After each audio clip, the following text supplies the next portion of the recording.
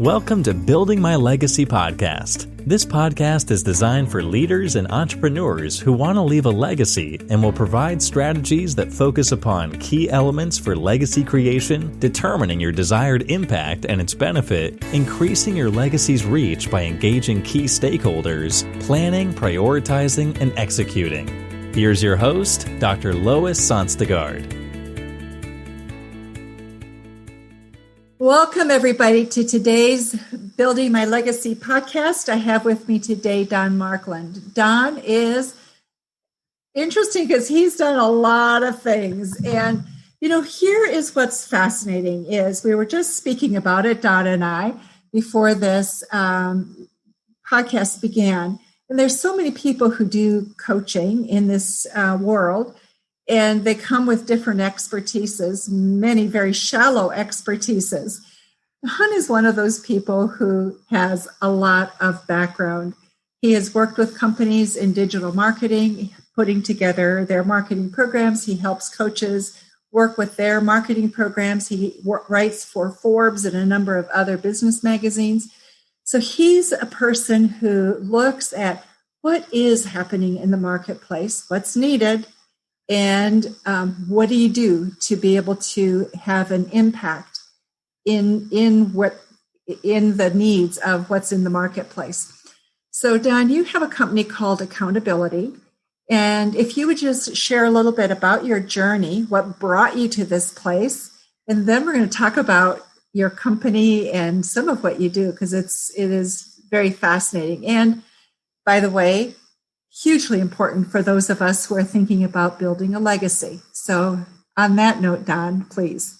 I will. And first, Lois, thank you. I love what you're doing. The concept of building a legacy. It is not only important for leaders. This is a parental concept that families can grasp and understand.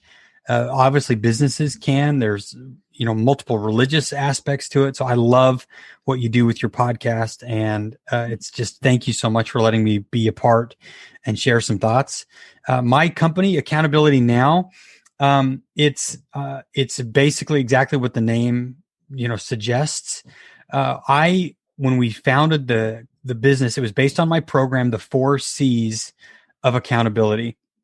And I'll share that story of how that came up in a second, but it really identifies one of the core problems that faces leaders when they're building their legacy, when they're building their teams, when they're building their startups. One of the biggest problems is accountability, either amongst their teams, adherence to a system, or amongst themselves. They just can't seem to stick to what they know they should do. And my program, the 4 C's, really is all about driving accountability, making us have better integrity towards what we know we can do. And then we add business strategy to that to scale businesses faster and sell more and be more successful. Okay, so let's start with, what are those 4 C's? The 4 C's of accountability. The first C is critique success. So we do it better every time. Whatever you do, and I don't care how good it is, before you break your wrist, patting yourself on the back. That's how you get, into resting on your laurels. You don't do that. You critique it. You surround yourself with people that will tell you the truth and find opportunities to improve. So the first C is critique success. The second C is we correct failure. And this one's really hard because so many times, not just entrepreneurs, but leaders, parents, kids, it's the fear of failure while you never take action. And we teach, I want more failure. I want more misses. I'm going to encourage misses, encourage try and fails, because it's there that we can correct the failure. Let's figure out what assumptions were made wrong and what decisions were made, and then just correct it rather than punishment and scream and yell. That doesn't do anything. Let's just correct the failure. The third one.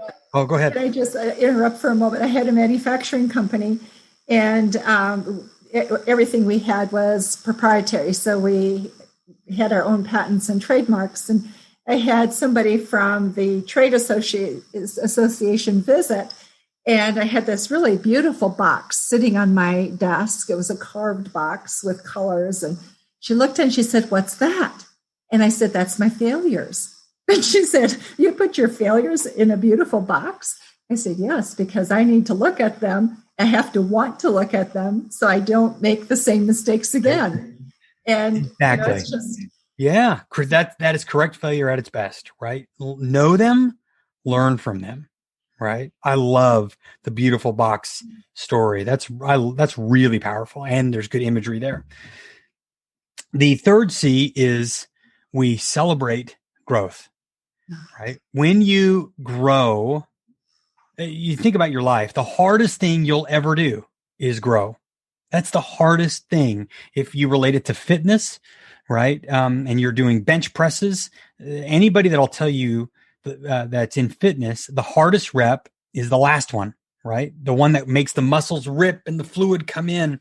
That's the one that counts. And that's what you celebrate. Not the fact that you hit a max rep. That's the success. No, we're going to critique.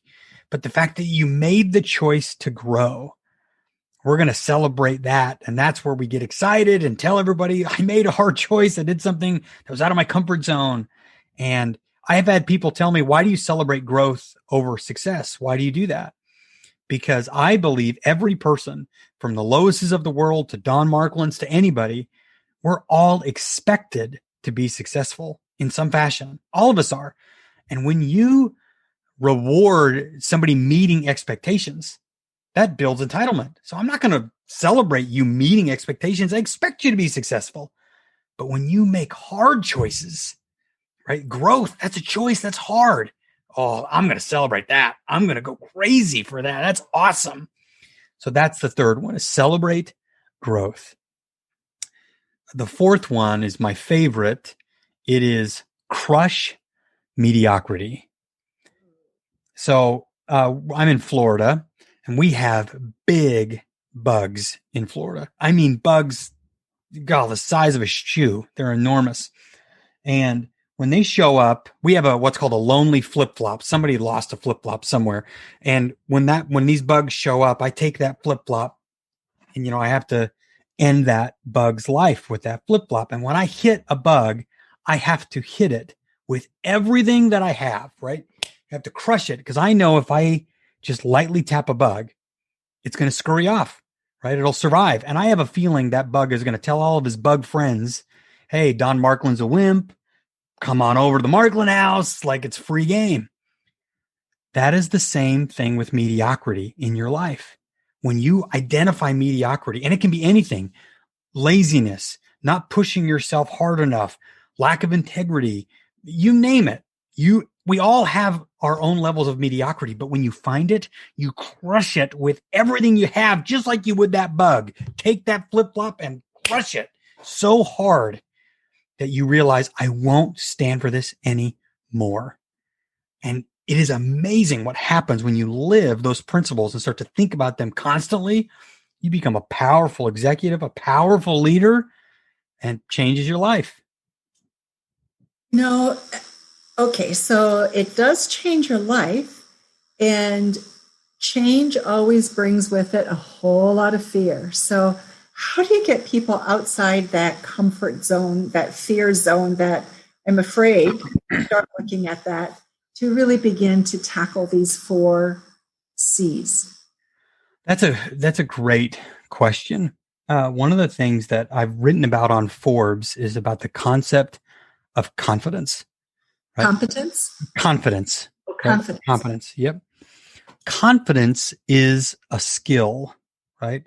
It's a developed skill. And I would love to say that is my coined phrase. Mel Robbins is the first person I heard use it. She used it in her book, The 5-Second Rule.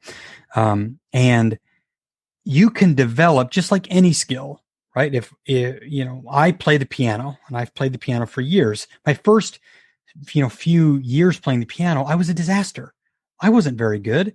And whenever I had recitals, I was terrified to do those recitals. You want to talk about fear? There was real fear. But now, if somebody said to me, Don, can you go up there and play jazz piano in front of 1,000 people? I do it in a heartbeat, because confidence is always a skill. And so just like learning the piano, I'm going to take a client or take a leader and say, we're going to do one thing really small, And we're going to do it repeatedly until you've learned the skill of confidence. It's not magic. It's not pixie dust with a fairy. It's a developed skill.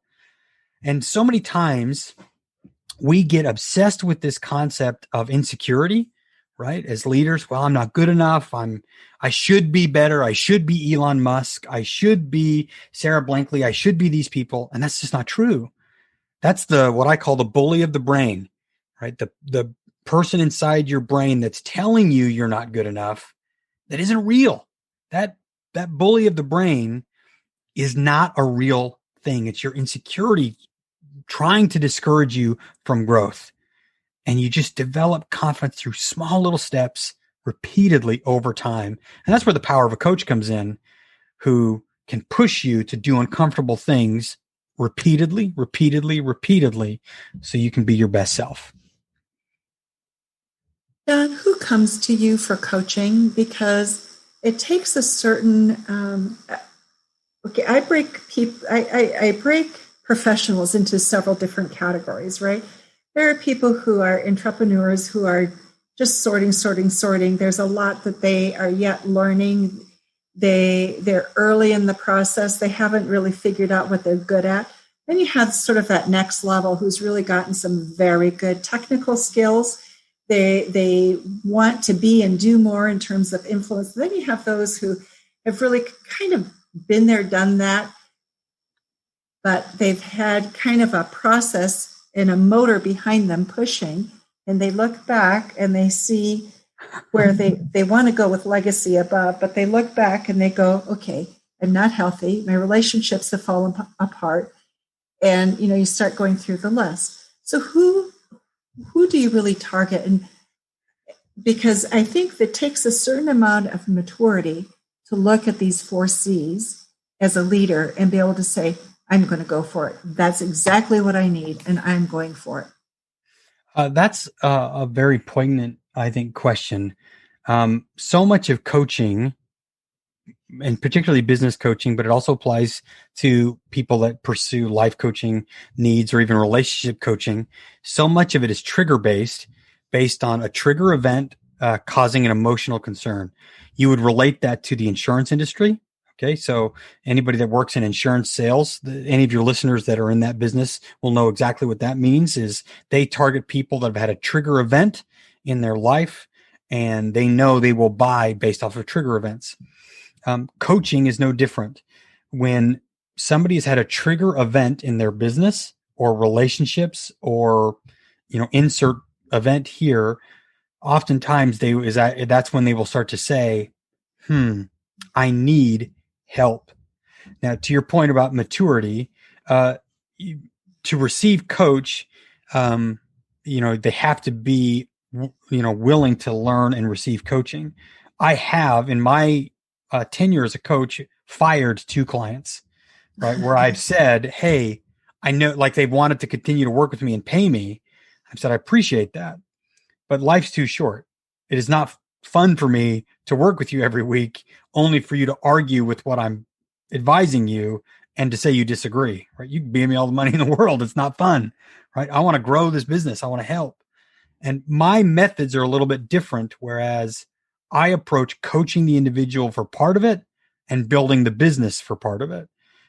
So it's a more all-in structure so that the real results come as the business scales, not just the individual. So talk with me a little bit about that, because I think that's really important. People look for ROI. Does it really matter? And I think when you put those 2 pieces together, you can show ROI much more effectively. So would you speak to that a little bit in terms of that business component that you bring? Yes. So when I got into this space, I wanted to be a different type of coach, and I didn't want to do just specific individual coaching. Even I do some of it, but the majority of what I do is I partner in with a business, and I offer lower entry rates than many of my peers do at my level. But I do that based on metrics, and we have a tier-based system. So as the business grows and performs, then everybody can win together. And it comes back to my roots of being a salesperson and a chief revenue officer, right? I just always come from the mindset of, hey, we should be growing and growing and growing and growing. And I have found business owners, particularly smaller business owners, have an appetite for that type of arrangement because from a cash flow perspective, it's easier to bite off or invest in. And I win because in a year down the road, the business has grown from 1 million to 5 million. And now together, we're both doing very, very well. So when you do that, how many clients can you work with at a time? I have 25 right now. Okay, wow, that's impressive. So how often do you meet with your clients when you do that? It all depends upon the individual relationship because some clients that want intense work, I meet with every single week without fail. And some I meet every other week, and then some I just meet with once a month. But one of the unique things about Accountability Now and working with me is I call myself the Netflix of coaching, right? So Netflix is, right, you do a once a month, my wife says you should call it Disney Plus. That's more popular now. But the Netflix of coaching is you do a monthly subscription and you get unlimited downloads. And so I try to engage with my clients much more than once a week, once every other week, or once a month. We are much more, lack of a better word, intimate than that. For example, one of my clients, he's a big CEO of a $20 million business out of Vancouver. And we worked so hard to get him a speaking engagement. And we got him the speaking engagement in Las Vegas. He was an introvert. So we worked on his speech together. We practiced it. We role played it. And I was in the Philippines for work. He landed in Las Vegas to give his speech. And then while he was in Las Vegas, he needed prep. He was nervous, as somebody in that situation might be. He called me, which was in the middle of the night for the Philippines. We got on the phone. We role played it again, got him ready. And he jumped on stage, killed the speech, got 3 deals from that presentation. And if I had said to him, hey, wait till our Thursday call, we'll talk about it. That's not what a coach, that's not what a teammate does. Right. And that's where I try to be a little bit different. I try to really be engaged at that level. Actually, that's much more fun too. It's more fun to be a part of something, isn't it? Yeah. It's this entrepreneur in me. Early in my career, I was lucky to own a company in Salt Lake City, Utah, with another friend of mine that we built and got up and sold it just a couple of years ago, which was really nice. And I won some entrepreneurship awards for the growth scale that we had on that. And I've always loved getting involved with a business and growing it and building it from that perspective. It's just, in fact, I have a rule. If the business is over 25 million, I don't want to be involved because that's when you get a board. That's when you get sometimes private equity is going to start to come sniffing around. And I'm like, hey, you need to find a different coach. My job is to get you to 25 million and try to get you to a sell. Other than that, it's not as fun for me. Don, time goes so remarkably fast. You have so much to share. What have we not talked about that you think is really important for people to know and to think about? One of my favorite sayings is the Chinese proverb. Everybody uses it, but it's the best time to plant a tree was 20 years ago. The second best time to plant a tree is today. And so UPS did a study that showed 70% of small businesses that invested in coaching lasted 5 years longer than those that didn't. And so any small business owner that might be thinking, God, do I need the right coach? It might not be me. You don't have to use me. You could use myself. You could use Lois. You could use so many other people because you have to like your coach. You have to connect with them. But investing in coaching is the best thing you can do for your business. It'll take it to the next level. You can go to my site at accountabilitynow.net. I know you've talked about, we'll share that and learn more about it.